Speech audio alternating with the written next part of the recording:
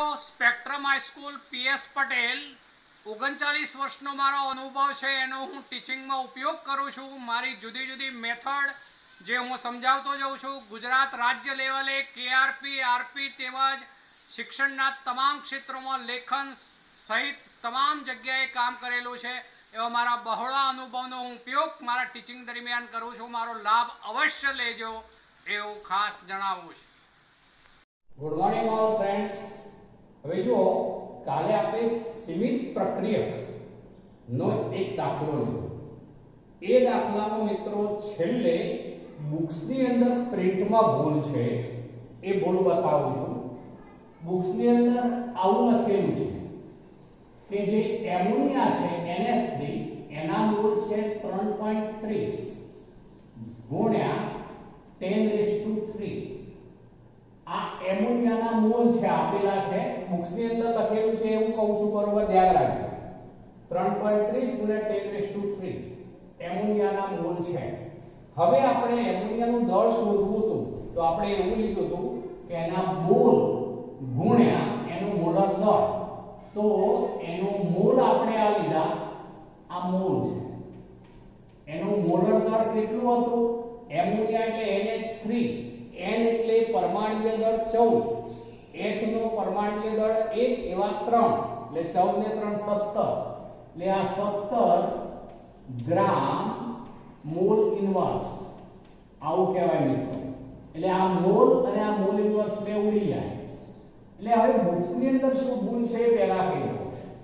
બુક્સની અંદર ભૂલ આવી આપી છે કે 5.61 ગુણ્યા 10⁻3. એ ભૂલ છે મિત્રો, આવું થાય. આ 17 છે, 17 તારી 51 હું આ 3 વડે ગુણું છું, ધ્યાન રાખજો તો 1 થશે. ચલો હવે બીજી 5 થાય.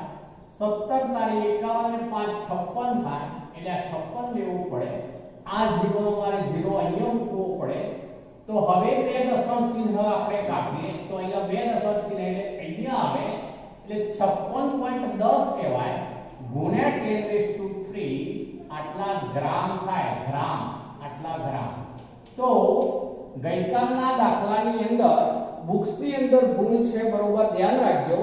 એમાં 5.61 ગુણ્યા 10⁻3 ગ્રામ એવો જવાબ છપાયેલો છે, પણ ખરેખર આવું થાય.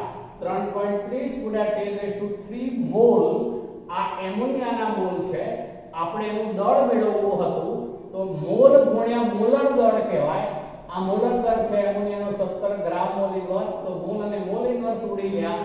એટલે હવે આ 17 ગુણ્યા કરીએ તો આ 0 નો 0 મૂકવો પડે આપણે, અને પછી બે દશાંશ ચિહ્ન ગણાય. તો આ દશાંશ ચિહ્ન અહીંયા આવે એટલે બે પછી દશાંશ ચિહ્ન 56.10 ગુણ્યા 10⁻3 ગ્રામ. એટલે વૈજ્ઞાનિક અંક પદ્ધતિની રીતે લખવું હોય તો આવું થાય મિત્રો. 5.61 પાછળના ઝીરોનો કોઈ મતલબ નથી, કાઢી નાખીએ છે આપણે. તો into 10 પછી શું લખાય? તો જુઓ, આ જે છે બે અંક હતા, 56 માંથી આપણે 5 કર્યો એટલે નાનો બનાવ્યો તો આ મોટો બને. તો પછી આ લખવું પડે 10⁻4 ગ્રામ. એટલે બુક્સની અંદર જે છે એમાં 5.61 ગુણ્યા 10⁻3 ગ્રામ આપ્યું છે. તો 10⁻3 ન થાય પણ 10⁻4 થાય. સમજો, 5.61 ગુણ્યા 10⁻4 ગ્રામ આ જવાબ થશે જે ગઈકાલનો દાખલો હતો એમાં. ચલો હવે સીમિત પ્રક્રિયકના બીજા ઉદાહરણો હું લેવા માંગુ છું, કારણ કે અગત્યનો મુદ્દો છે મિત્રો આપણા માટે, કારણ કે એની પર આધારિત દાખલાઓ હોય. તો એમાં સ્વાધ્યાયમાં આપેલા એક મુદ્દા ઉપર હું જાઉં છું પહેલા. તો એમાં આ રીતનું છે, આપણો બુક્સની અંદર જે પેજ નંબર 24 છે એના ઉપર એક મુદ્દો આવો આપેલો છે, પ્રક્રિયા સમીકરણ આવો આપેલું છે a+b2 gives twice ab આવું આપેલું છે. twice ab નથી પણ ab2 છે, ab2 આવું છે. માં નીચેના પ્રક્રિયા મિશ્રણોમાં સીમિત પ્રક્રિયક હોય તે ઓળખી બતાવો. એમાં એક આપેલું છે, એમાં આવું લખીને આપ્યું છે એકમાં A ના 300 પરમાણુ 300 પરમાણુ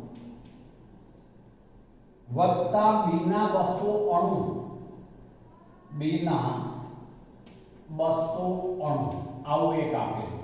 ચલો એક પછી એક આપણે ચર્ચા કરતા જઈએ છીએ. જુઓ મિત્રો, આ સમીકરણમાં A એક પરમાણુ સ્વરૂપે છે, જ્યારે B અણુ કહેવાશે. B અણુ છે તે બે પરમાણુઓનો બનેલો છે. B જે છે એ બે પરમાણુઓનો બનેલો છે. B2 કહેવાય આમ તો. ચલો A ના 300 પરમાણુ અને B ના 200 અણુ એવું લખે છે. આપણે આનો સહગુણક 1 એટલે અર્થઘટન એવું થાય સમીકરણની રીતે કે આનો જો એક મોલ પરમાણુ હોય તો આનો પણ એક મોલ અણુ હોવો જોઈએ. ચલો હવે હું આની રીતે બોલું છું, જોજો. આ એક પરમાણુ હોય, એક પરમાણુ, તો B2 ના પણ એક અણુ હોવા જોઈએ, એક અણુ. તો એનો અર્થ એવો થયો કે A ના 300 પરમાણુ હોય તો B2 જે છે એટલે કે B ના 200 અણુ નહીં ચાલે. કેટલા જોઈએ? 300 જોઈએ. 1:1 તો આ 300, તો આ પણ 300 જોઈએ. અહીંયા કેટલા છે? 200 છે. માટે જરૂરિયાત કરતા કોણ ઓછું છે? તો B. અહીંયા પાછળ અણુ શબ્દ છે, બરોબર જોજો. માટે આ થઈ ગયો સીમિત પ્રક્રિયક. આ જવાબ થયો સીમિત પ્રક્રિયક તરીકે, જે છે B ના 200 અણુ. ચલો પછી બીજું છે 2 મોલ A. બીજો છે આવું છે 2 મોલ A અને વત્તા 3 મોલ B. 3 મોલ B આવું લખીને આપ્યું છે. હવે મિત્રો આ B સ્વરૂપે આપેલું હોય ત્યારે એનો કોઈ સ્પષ્ટતા નથી કરી. એ અણુ છે કે પરમાણુ છે, એટલે આ B નો અર્થ પરમાણુ થાય.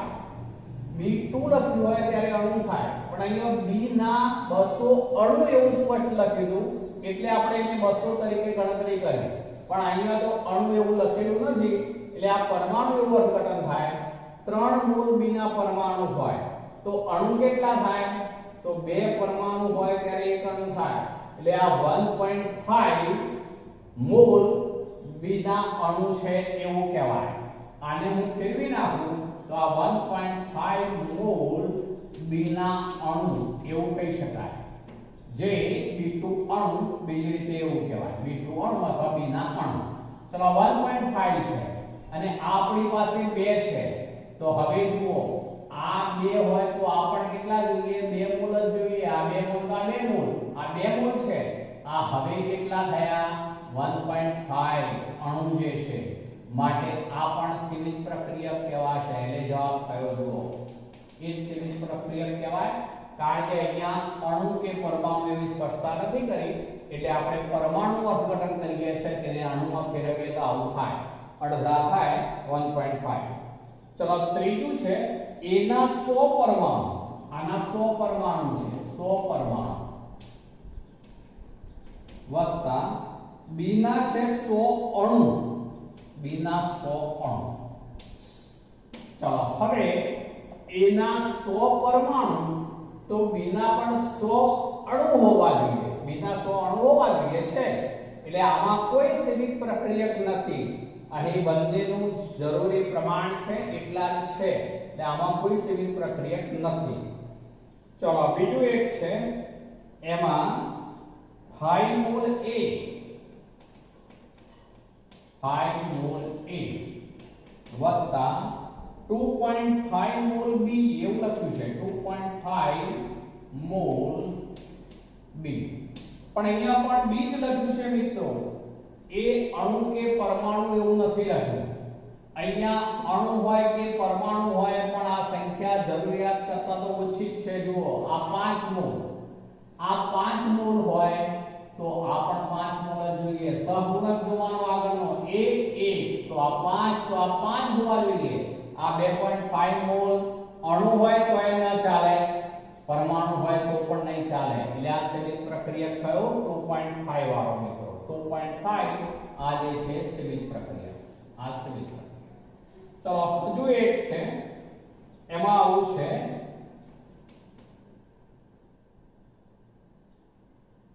2.5 મોલ A છે, 2.5 મોલ A અને વત્તા 5 મોલ B, 5 મોલ B આવું લખીને આપ્યું છે મિત્રો.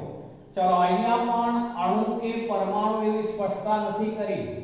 આપણે પરમાણુ એવું જ અર્થઘટન કરવું પડે બી લખ્યું હોય એટલે. જો અણુ લખ્યું હોત તો આપણે એને 5 મોલ અણુ તરીકે સ્વીકાર, પણ અહીંયા પરમાણુ અર્થઘટન કરીશું તો એને અણુમાં ફેરવવું પડે આપણે, તો અડધા થઈ જાય એટલે 2.5 મોલ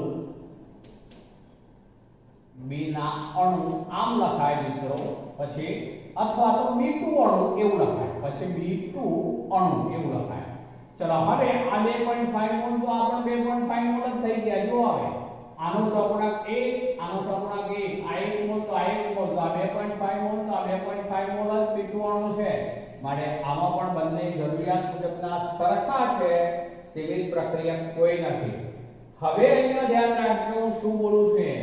કેટલાક એવું અર્થઘટન કરે કે આ B જે છે અણુ છે તો એમાં સ્પષ્ટીકરણ નથી. સૌથી પહેલામાં આવું સ્પષ્ટ હતું એટલે આપણે એને અણુ તરીકે 200 જ ગણી લીધા. જો અહીંયા B ના 200 પછી પાછળ અર્થઘટન ન હોત તો એના અણુ બનાવીએ તો 100 થઈ જાય, પછી 100 થઈ જાય, અડધા થઈ જાય, કારણ કે બે પરમાણુ જોડાઈને અણુ બને એટલા માટે. એટલે અર્થઘટન જો તમે આ 5 મોલ અણુ કરો તો આ સીમિત પ્રક્રિયક બની જશે, પણ એવું નહીં થાય કારણ કે અહીંયા સ્પષ્ટતા નથી કરી. ત્યારે પરમાણુ ગણીશું એટલે મેં લીધું એ જ સાચું છે. તો આમાં બંનેમાં સરખી સંખ્યા માટે કોઈ સીમિત પ્રક્રિયક નથી. ચલો હવે બીજો એક દાખલો છે. એ દાખલો લેવો છે આપણે સીમિત પ્રક્રિયકનો. એ પણ સ્વાધ્યાયનો 1.24 મો દાખલો છે મિત્રો. ચલો 1.24 માં દાખલામાં આવું છે. 1.24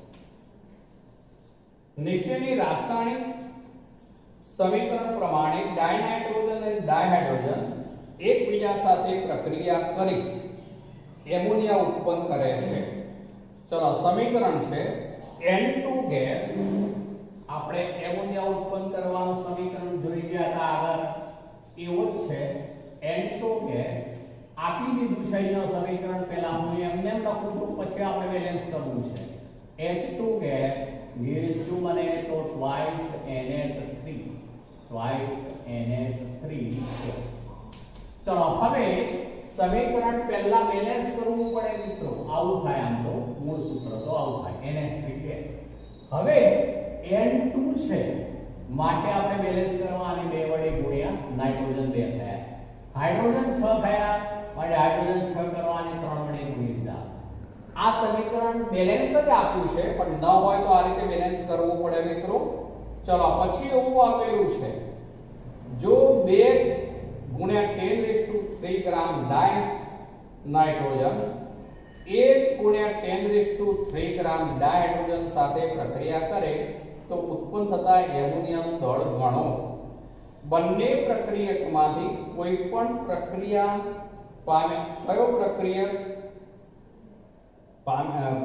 પામ્યા સિવાયનો રહેશે. જો હા તો કયો પ્રક્રિયક અને તેનું દળ કેટલું, આવું પૂછ્યું છે મિત્રો. ચલો હવે સૌથી પહેલા આપણે બંનેના જે દળ આપેલા છે એના ઉપરથી કો તો આપણે મોલ શોધવા પડે, કો તો દળ શોધવું પડે. બંને રીતે ગણી શકાય. આપણે મોલ સંખ્યા ઉપર જવું છે. ચલો તો પહેલા N2 નું મોલર દળ સ્પષ્ટ કરું છું. N2 નું મોલર દળ બરાબર N બરાબર 14 એવા 2 એટલે 14 ના 28 ગ્રામ મોલ ઇન્વર્સ.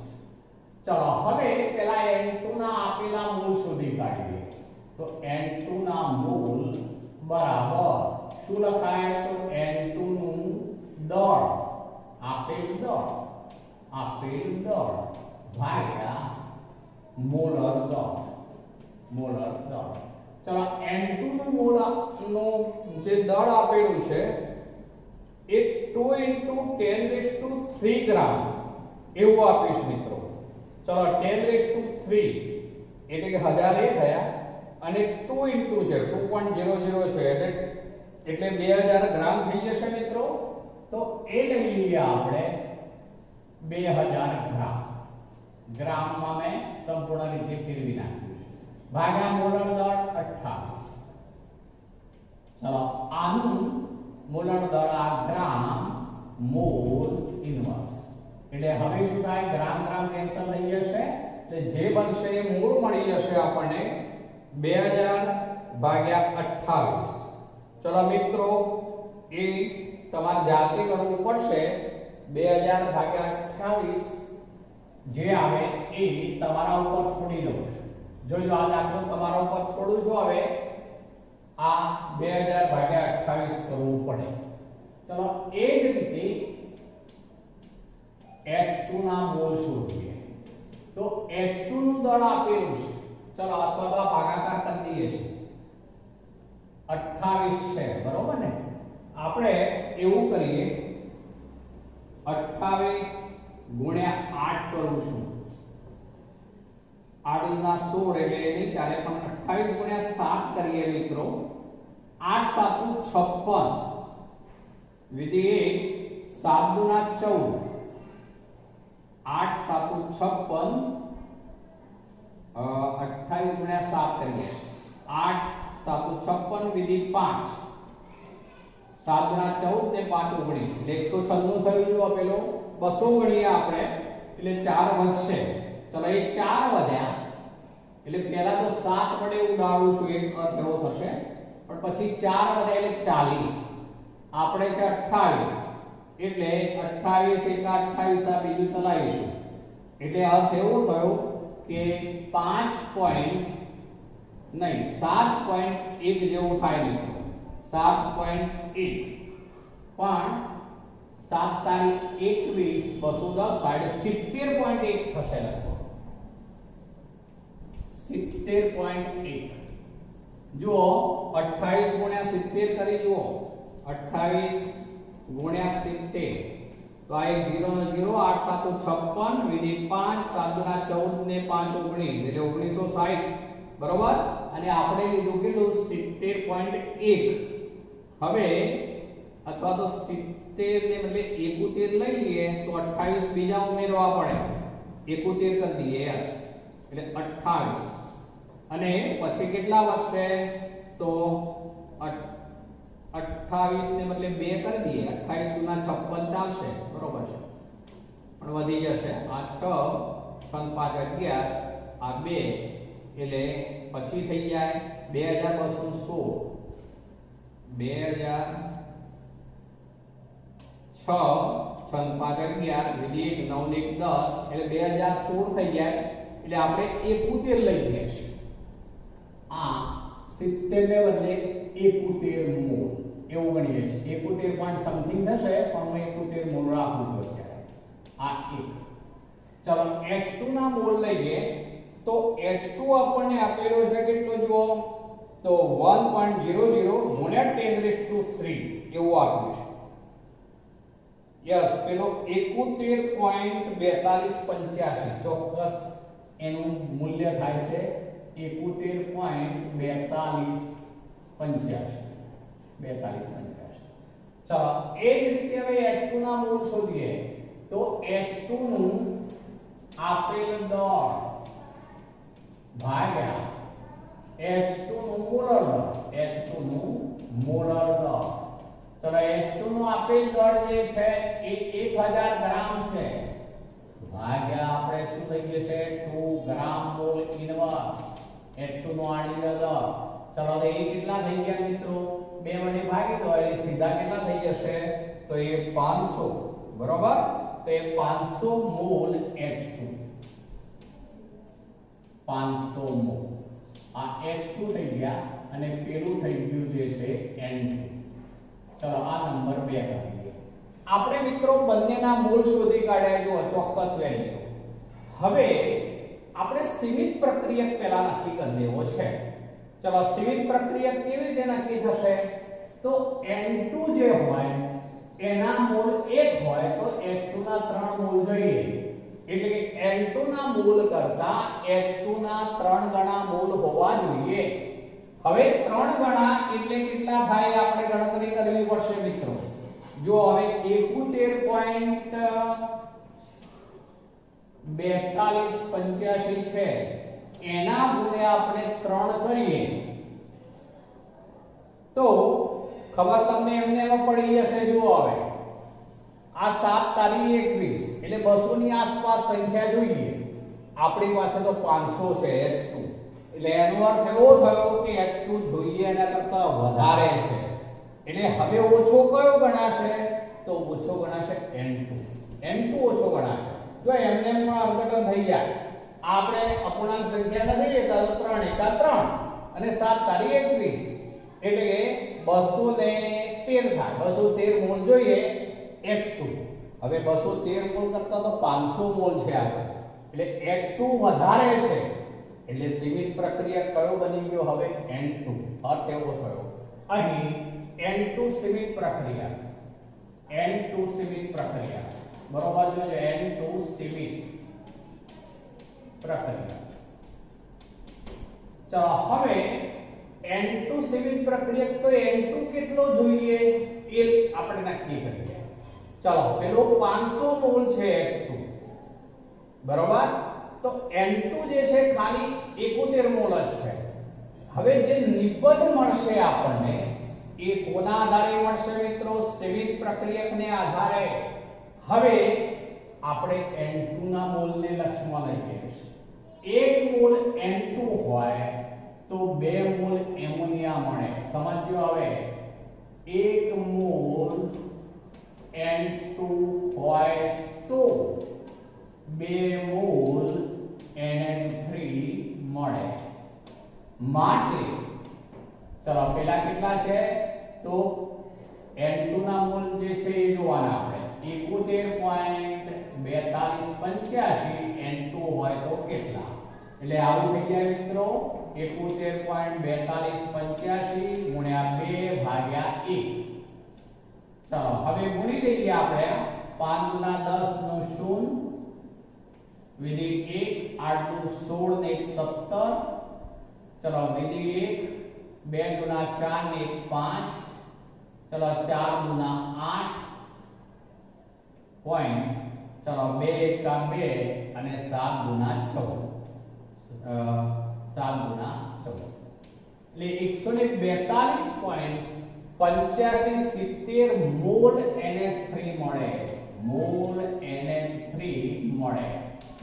ચલો હવે આપણે NH3 નું દળ શોધવું છે મિત્રો. કેટલો NH3 મળે તે અહીંયા આપણને આવું પૂછેલું છે. તો બંને પ્રક્રિયકોમાંથી કોઈ પણ કયો પ્રક્રિયા પામ્યા વગરનો રહેશે? તો જો સીમિત પ્રક્રિયક આપણો n2 બન્યો માટે h2 વધુ હોવાથી કયો પ્રક્રિયક બાકી રહેશે? તો h2. એક જવાબ એ થયો. જો હા તો કયો પ્રક્રિયક અને તેનું દળ કેટલું એવું પૂછ્યું છે મિત્રો. હવે આપણે એમોનિયા કેટલો ઉત્પન્ન થશે એ શોધી કાઢ્યું. ઉત્પન્ન થતા એમોનિયાનું દળ ગણો. પણ આ તો મોલ છે. હવે આપણે એને દળમાં ફેરવવું પડશે. તો એને માટે NH3 નું મોલર દળ પહેલા લખું છું. NH3 નું મોલર દળ બરાબર n બરાબર 14 h બરાબર 1 એવા 3 14 ને 3 17 ગ્રામ મોલ ઇનવર્સ.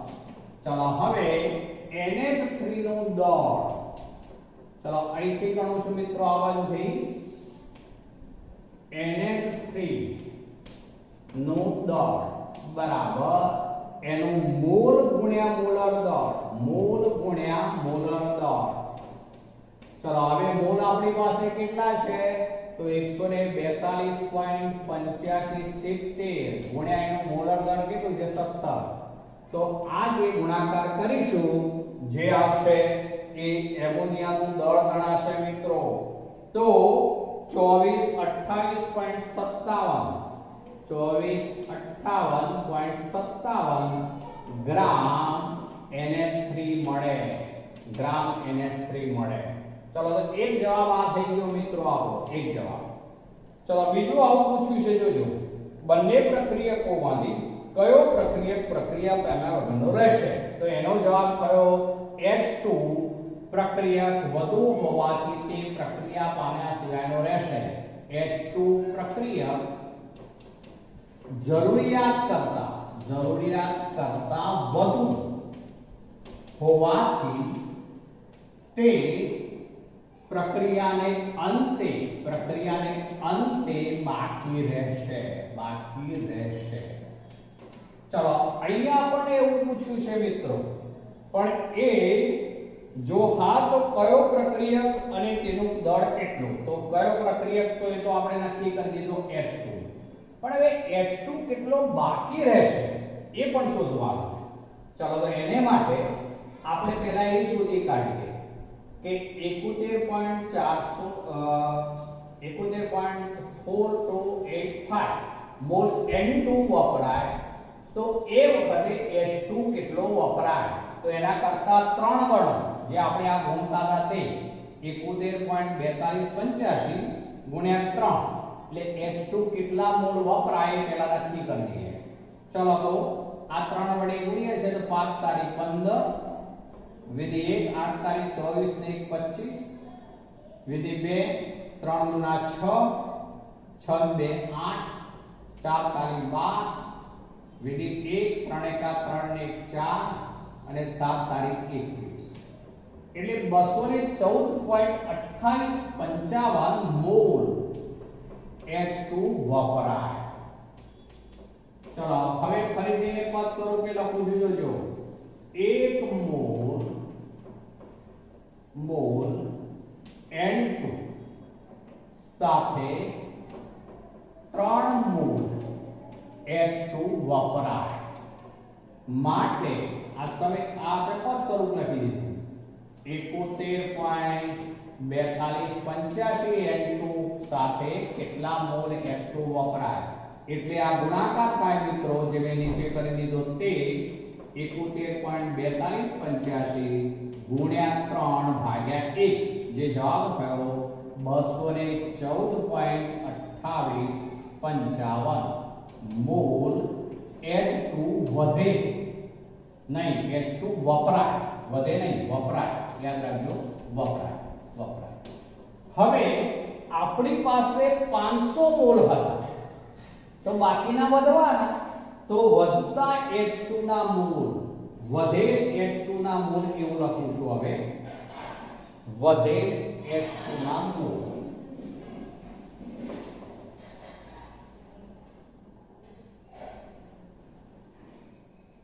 વધેલા H2 ના મોલ બરાબર જે આપણી પાસે છે કેટલા તો 500 ઓછા આટલી બાદબાકી કરવી પડશે 214.2855 તો 500 માંથી હવે આપણે એટલા બાદ કરીશું ચલો 500 માંથી એટલા બાદ કરી દઈએ એટલે જો બાદબાકી કરું છું હવે હું તો 5 જે છે 5 રહેશે 5 ચલો 9 માંથી 5 ગયા તો 4 चलो 9 માંથી 8 ગયા તો 1 9 માંથી 2 ગયા તો 7 પોઈન્ટ ચલો અહીંયા જે છે એ હવે અહીંયા 9 માંથી 4 ગયા 9 માંથી 4 ગયા એટલે 5 ચલો પછી 9 માંથી 1 ગયો એટલે 8 અહીંયા 4 માંથી 2 ગયા એટલે 2 એટલે 285.7145 મોલ H2 વધે હવે આપણે કેટલા ગ્રામ એવું માંગીશું મિત્રો તો ફરીથી પાછું હવે H2 નું દળ બરાબર જેમ આવવાની તો મોલ ગુણ્યા મોલર દળ તો હવે H2 ના મોલ લેવાના ડાયરેક્ટ લખી દઉં છું 285.7145 ગુણ્યા 2 થાય કારણ કે H2 નું મોલર દળ કેટલું થાય મિત્રો તો 2 થાય 2 તો બરાબર 45 ગુણ્યા 90 2 એકા 2 7 ગુણ્યા 14 વિધિ 1 5 દુ 10 ને 11 8 દુ 16 ને 17 અને 2 ગુણ્યા 4 ને 5 એટલે આટલા ગ્રામ હાઇડ્રોજન વાયુ જે છે એ પ્રક્રિયાને અંતે બાકી રહેશે કેટલા છે તો 571.4285 4290 ગ્રામ હાઇડ્રોજન પ્રક્રિયાને અંતે પ્રક્રિયા પામ્યા સિવાયનો બાકી રહેશે. તો આ રીતે મિત્રો સીમિત પ્રક્રિયક જે છે એ કયો છે તે તમને નક્કી કરતા આવડવો જોઈએ. આગળ બીજા દાખલાઓ પણ છે, આપણે એવા દાખલાઓ જે છે એના ઉપર થોડાક મિક્સ દાખલાઓ હોવાથી આપણે પછી જઈશું. હવે આપણે બીજો એક શોર્ટ પોઈન્ટ છે એના ઉપર આવીએ છીએ. દ્રાવણોમાં પ્રક્રિયાઓ. હવે મિત્રો પ્રયોગશાળામાં મોટા ભાગની પ્રક્રિયાઓ દ્રાવણોમાં કરવામાં આવે છે. પ્રયોગશાળામાં ફરીથી બોલજો, મોટા ભાગની પ્રક્રિયાઓ દ્રાવણોમાં કરવામાં આવે છે, જેથી દ્રાવણમાં ઓગળેલ દ્રાવ્ય પદાર્થનો જથ્થો કેટલો છે એ અગત્યનું ગણાશે. કારણ કે દ્રાવણના અભ્યાસમાં દ્રાવ્ય પદાર્થ કેટલા પ્રમાણમાં ઓગાળેલો છે એ આપણે નક્કી કરવું પડે, જેને સાંદ્રતા તરીકે ઓળખીશું મિત્રો. આમ તો સાંદ્રતાની વ્યાખ્યા એ થશે મિત્રો કે એકમ કદના અથવા એકમ દળના, બંને શબ્દો બોલું છું અને બેમાં ડિફરન્સ પણ પાડું છું. હવે જુઓ, આપણે આગળ એવું જોઈ ગયા હતા, દ્રાવણ કોને કહેવાય ને દ્રાવક કોને કહેવાય એ જોઈ ગયા હતા. તો એમ કહી શકીએ એકમ કદના દ્રાવણ એવો શબ્દ વપરાય, અથવા બોલું છું, અથવા એકમ દળના દ્રાવક. આ દ્રાવક શબ્દ છે, ધ્યાન રાખજો. દ્રાવકમાં ઓગળેલા દ્રાવ્ય પદાર્થના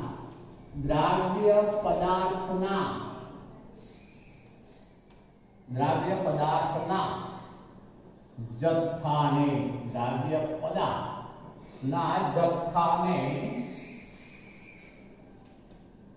સાંદ્રતા કહે છે. મિત્રો આ મુદ્દો ખાસ અગત્યનો છે. 12માં પણ ચેપ્ટર નંબર 2 છે, દ્રાવણોનું ચેપ્ટર છે. એમાં શરૂઆતની ચર્ચા જે છે એમાં વિવિધ ટાઈપની સાંદ્રતાઓનો ઉપયોગ થયેલો છે. એટલે સાંદ્રતા એ અગત્ય છે. ફરીથી બોલું છું, એકમ કદના દ્રાવણ અથવા એકમ દળના દ્રાવક માં ઓગળેલા દ્રાવ્ય પદાર્થના જથ્થાને સાંદ્રતા કહે છે. અર્થઘટન શું થાય સમજાવું છું. એકમ કદના દ્રાવણ એટલે 1 લિટર દ્રાવણ એવું અર્થઘટન કરી છે સાથે.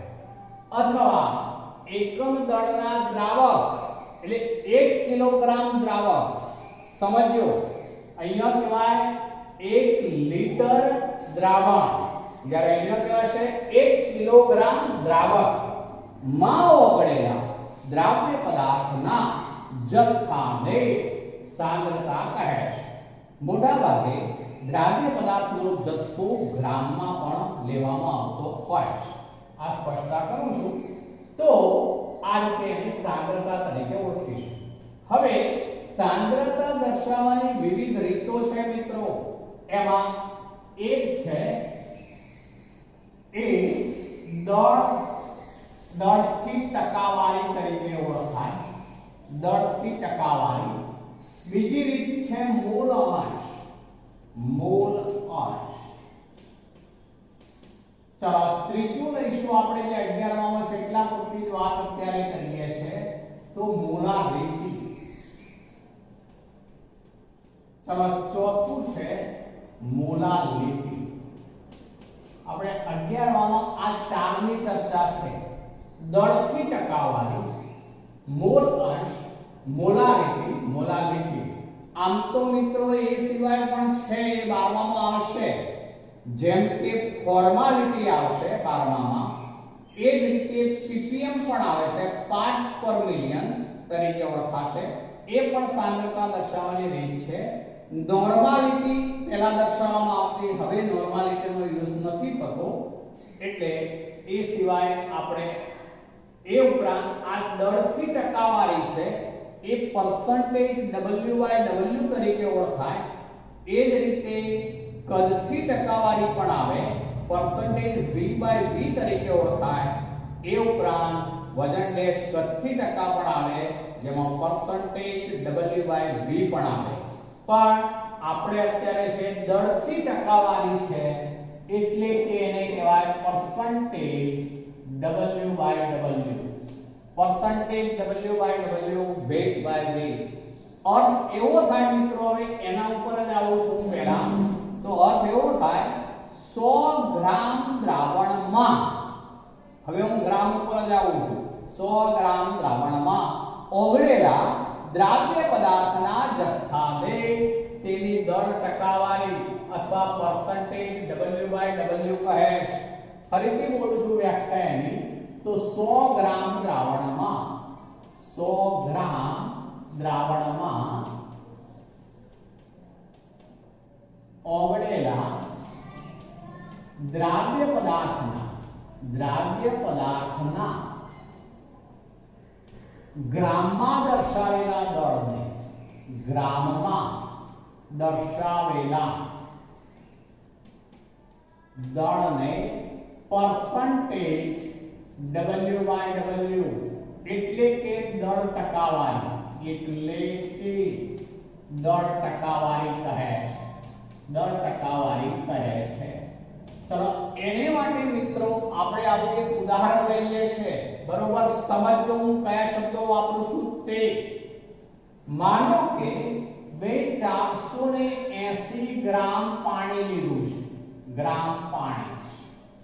ચલો તેની અંદર હું 20 ગ્રામ ઇથેનોલ ઉમેરું છું, વત્તા 20 ગ્રામ ઇથેનોલ. ચલો અહીંયા આ આપણું શું છે, તો દ્રાવક. આ દ્રાવક છે, આ દ્રાવક. આ શું છે, તો દ્રાવ્ય. કેમ મિત્રો, યાદ કરો, બે પૈકી જેનો જથ્થો ઓછો હોય એ દ્રાવ્ય ગણાય, જેનો જથ્થો વધુ હોય એ દ્રાવક કહેવાય.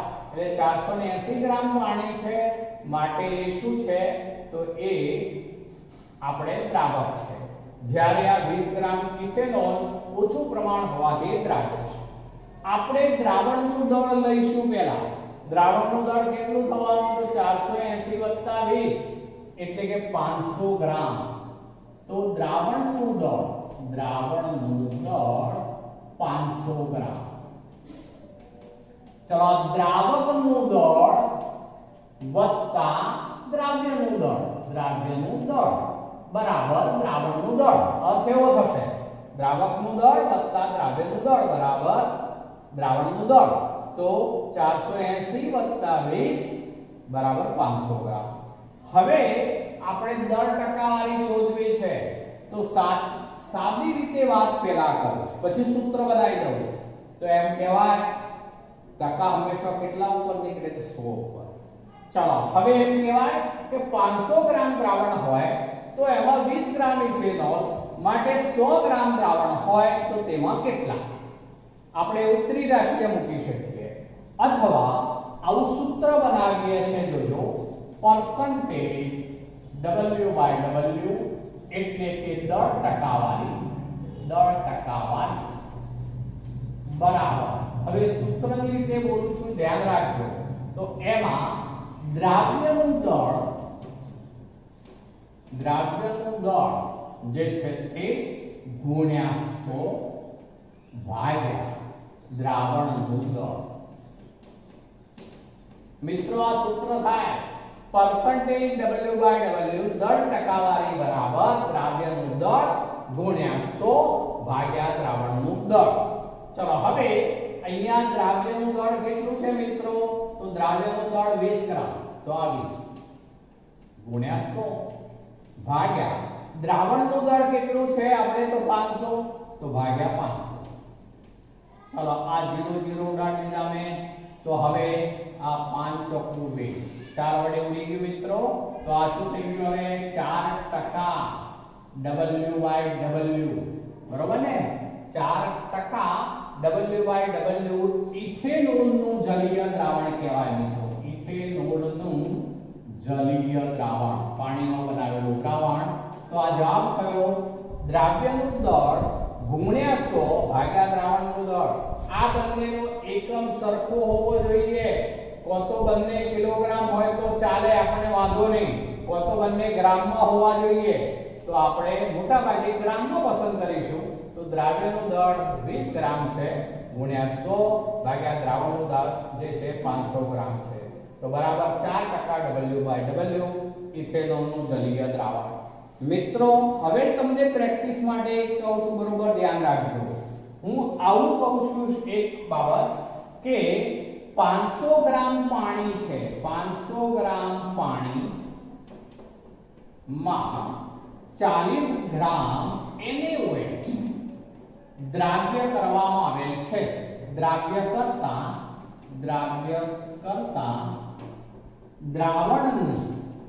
દ્રાવણના પરસેન્ટેજ W/W ગણો. ચલો આ તમારે જાતે ગણવાનું મિત્રો. 500 ગ્રામ પાણીમાં 40 ગ્રામ NaOH દ્રાવ્ય કરતા દ્રાવણના પરસેન્ટેજ W/W ગણો. તો શું કરવું પડશે તમારે? તો 500 ગ્રામ વત્તા 40 ગ્રામ એટલે 540 ગ્રામ એવું કરીશું. અને પછી અહીંયા આપણે એ પ્રમાણે આ 540 થશે, અહીંયા 40 આવશે ગુણ્યા 100 આવશે. બરોબર મિત્રો? હજુ એક ઉદાહરણમાં થોડું બદલું છું, ધ્યાન રાખજો. એવું કહેવામાં આવે કે 70 ગ્રામ આ બીજો એક દાખલો લઉં છું. 70 ગ્રામ HNO3 ને પાણીમાં દ્રાવ્ય કરી 500 ગ્રામ જલીય દ્રાવણ બનાવવામાં આવે છે. જલીય દ્રાવણ બનાવવામાં આવે છે.